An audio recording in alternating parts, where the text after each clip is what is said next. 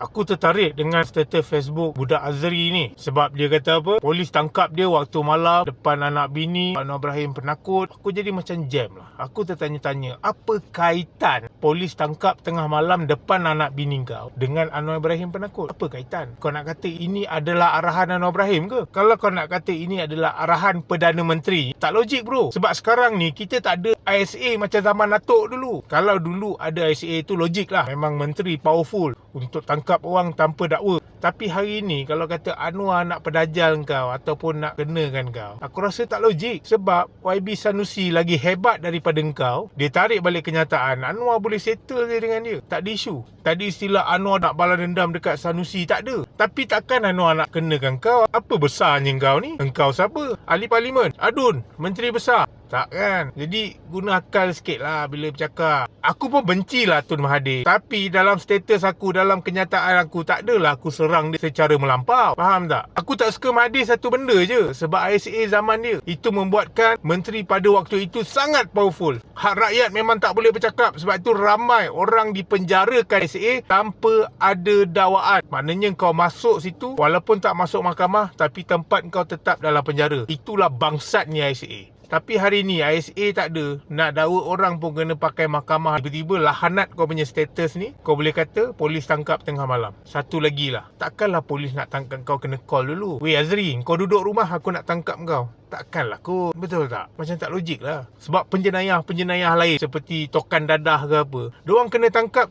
macam tu je. Tak ada special untuk kita call dulu. Bro, aku nak pergi tangkap kau. Tak ada. Kau siapa? Faham tak? Cerita pasal tangkap tengah malam. Kau ingat tak masa COVID hari tu ada seorang pakcik kena tangkap atas dakwaan kritik Sanusi? Tapi tak ada pun kita orang guna ayat dekat situ, kena tangkap pukul 3 pagi, Sanusi pengecut. Tak ada. Sebab kita tahu itu bukan arahan daripada Sanusi. Sebab sekarang tak ada SA, faham tak? Nak main politik boleh, tapi jangan bodoh lah.